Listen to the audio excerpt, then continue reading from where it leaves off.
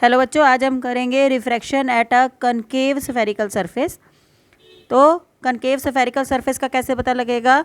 अगर ये वाली जो साइड है, ये जो डीप वाली साइड है, अगर इसकी साइड रेयर है तो ये कनकेव है। बल्जिंग वाली साइड की तरफ रेयर होता तो वो कन्वेक्स होता। अभी कनकेव हमें पता लग गया, जो इनर वाली साइड है, डीप वाली साइड है, उसकी साइड रेयर है, तो ये कनकेव स्फेरिकल सरफेस हो गया। अब हम क्या करेंगे, कनकेव को में हम ये ध्यान रखेंगे, कनकेव स्फेरिकल सरफेस हमेशा वर्चुअल इमेज बनाता है। चाहे आप रेयरर में रखो ऑब्जेक्ट या डेंसर में रखो, उसने बनानी क्या है, हमेशा उसने क्या कहते हैं, वर्चुअल इमेज ही बनानी है। हमने अभी रेयरर में रखी तो ऑब्जेक्ट से ये निकली इंसिडेंट राइट, और जब यहाँ पर जाके हमने एक नॉर्मल ड्रॉ किया। आपको पता है जो नॉर्मल होता है वो हमेशा सेंटर ऑफ कर्वेचर में से निकलता है। आप चाहे फर्स्ट चैप्टर में देख लें चाहे इसमें देख लें, जो अगर आपको स्फेरिकल सरफेस का अगर नॉर्मल बनाना है तो वो स्फीयर के सेंटर में से निकलेगा। तो ये हमने नॉर्मल ड्रॉ कर लिया।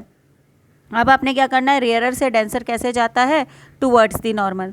अब टूवर्ड्स दी नॉर्मल इसको क्या करेंगे, ये जो लाइट है, ये जो ओब से आ रही है, उसको हमने टूवर्ड्स दी नॉर्मल शिफ्ट कर दिया।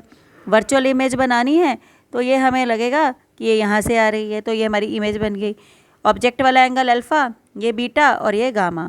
तो अब हम आई और आर लगाएंगे। एंगल आई इंसिडेंट रे ये रही, और ये आपका क्या हो गया, नॉर्मल हो गया। तो ये वाला जो एंगल बनेगा ये आपका क्या बनेगा, एंगल आई बनेगा। ठीक है, और एंगल आर होता है रिफ्रैक्टेड रे, और किसके बीच का, नॉर्मल के बीच का। ये नॉर्मल है, ये रिफ्रैक्टेड रे है, तो इसके बीच का एंगल आर बनेगा।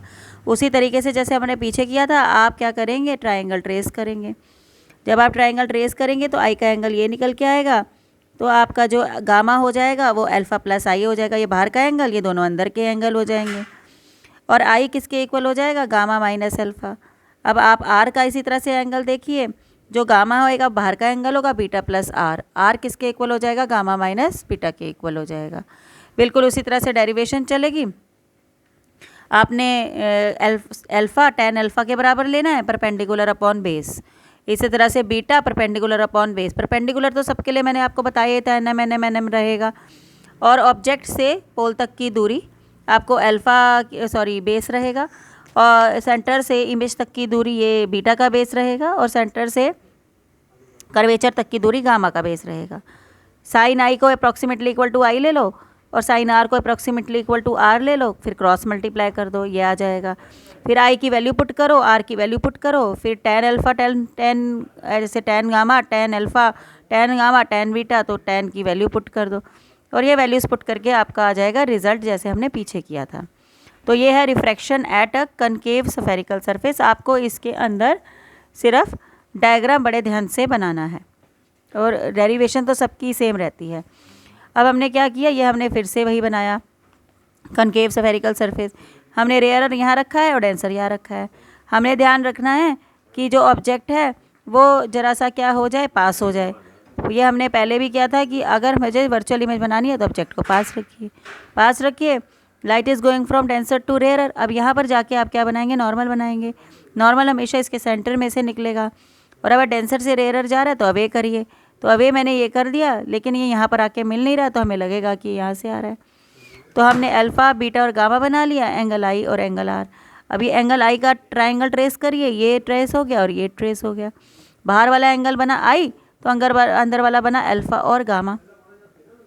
तो आई किसके इक्वल हो जाएगा, बेसिकली यही होता है मेन, I is equal to alpha plus gamma के इक्वल हो गया। इसी तरह से आर ले लो, आर ये और ये हो गया। इसका ट्राइंगल ट्रेस करो, इसका ट्राइंगल ये रहेगा, तो gamma is equal to beta plus R हो जाएगा। गामा इज़ इक्वल टू क्या हो गया, बीटा प्लस आर हो गया। तो इसी तरह से R is equal to beta plus gamma हो गया। ये आर दोनों सिमिलर सा हो गया। बाहर वाला आर है, अंदर वाले दो क्या है, बीटा और गामा है। तो आर की वैल्यू यहाँ पुट कर दो। फिर से tan alpha ten gamma tan beta ten gamma समझ के इसमें टेन की वैल्यू पुट करिए, एन एम को पुट करिए। ऑब्जेक्ट से पोल तक की दूरी को यू लिखिए, ऑब्जेक्ट से सेंटर ऑफ कर्वेचर तक की दूरी को आर लिखिए, इमेज तक की दूरी को वी लिखिए और पी सी। फिर आपने साइन कन्वेंशन लगाना ना भूले। इसके बाद साइन कन्वेंशन लगा के जैसे हमने पहले किया था वैसे ही आप क्या कर सकते हैं, इसकी डेरिवेशन आप इसको करके देखिए और इसका रिज़ल्ट चेक करिए कि क्या आपका यही रिज़ल्ट आया है। जो इसकी डेरिवेशन है सबकी एक जैसी होती है, बस आपको आई और आर को थोड़ा सा ध्यान में रखना है कि आई एंगल और आर, और अगर आपको अगर डायग्राम बनाना आ गया तो डेरिवेशन सबकी क्या है, सेम ही है। अब आप ये न्यूमेरिकल्स के लिए फॉर्मूला याद रखेंगे कि रेफ्रैक्शन जब सरफेस से हो रही है और लाइट रेयरर से डेंसर जा रही है तो आपका 21 फार्मूला हम बोलते हैं इसको, 21। देखो यहाँ पर 2 1 2 1, पहले के नीचे इमेज आती है, दूसरे के नीचे ऑब्जेक्ट डिस्टेंस आता है और तीसरे में आर आता है।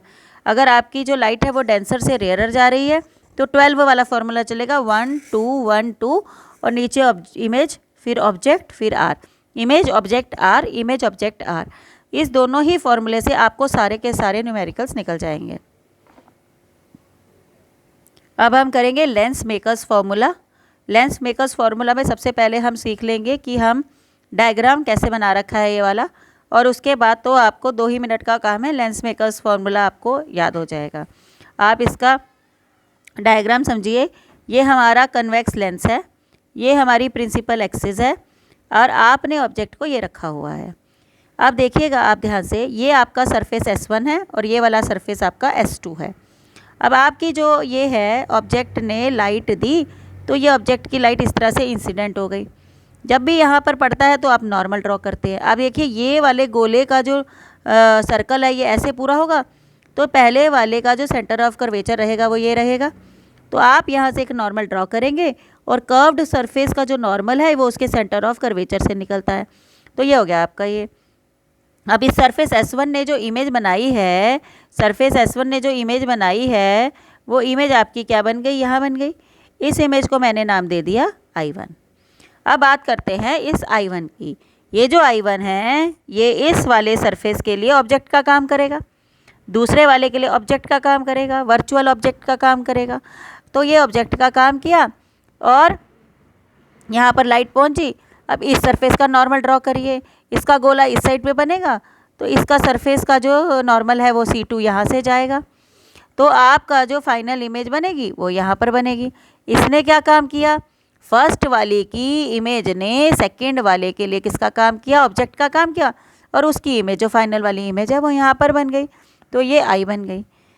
अब देखिएगा हम मानेंगे ऑब्जेक्ट से ऑप्टिकल सेंटर तक की दूरी को, आपने U मान लिया, सेंटर ऑफ कर्वेचर से इसकी दूरी को आपने R2 मान लिया, सेंटर ऑफ कर्वेचर से इसकी दूरी को आपने R1 मान लिया, और पहली इमेज के डिस्टेंस आपने क्योंकि I1 इमेज लिया इसको V1 मान लो, और दूसरी वाली जो फाइनल इमेज है उसे आप V मान लो।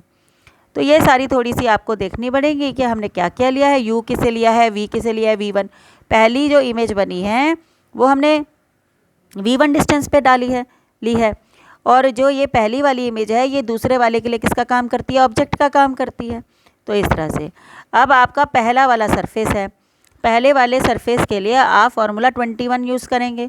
फार्मूला 21 21, पहले के नीचे आता है आपका इमेज, पहले के नीचे आपका आया इमेज, ठीक है। पहले की इमेज को आपने क्या मान लिया, पहले की इमेज को आपने V मान लिया और दूसरे पहले के ऑब्जेक्ट को आपने U मान लिया। तो ये हमारा μ2/v minus μ1/u, μ2 minus μ1/r1। अब दूसरे वाले सरफेस के लिए पहले वाले की इमेज दूसरे वाले के लिए क्या करती है, ऑब्जेक्ट का काम करती है। तो ऑब्जेक्ट वाली जगह पर पहले वाले की क्या डाल लोगे, इमेज डाल लोगे, क्योंकि पहले वाले की इमेज ने दूसरे वाले के लिए ऑब्जेक्ट का काम किया है तो V डाल लिया। फाइनल इमेज हमने V1 पे बनाई है, मान लो बनाई है, तो ये V1 डाल दिया इमेज, μ1 माइनस μ2 अपॉन R2। हम दोनों को ऐड करेंगे, ये और ये सेम है, ये कैंसिल हो जाएंगे, ये हमने कैंसिल कर दिए। μ1 कॉमन ले लिया, 1/V1 माइनस 1/u। तो ये किसका फॉर्मूला आता है, थिन लेंस फार्मूला 1/f होता है। अब ये μ1 जो है आपने यहाँ से देख लिया, यहाँ पर हमने जो कॉमन ले लिया, इन दोनों में से आपने कॉमन ले लिया μ2 माइनस μ1, अंदर बच गया 1/r1 माइनस 1/r2। μ1 ये नीचे चला गया, μ2/μ1 माइनस 1 अलग अलग कर दे, जैसे μ1 इसके नीचे भी लिख दिया और μ1 आपने इसके नीचे भी लिख दिया। ये μ2/μ1 माइनस 1/r1 माइनस 1/r2।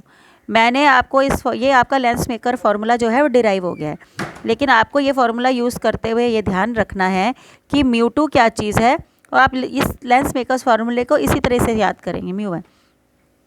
μ1 आपका रेयरर मीडियम है और μ2 आपका डेंसर हुआ करता था।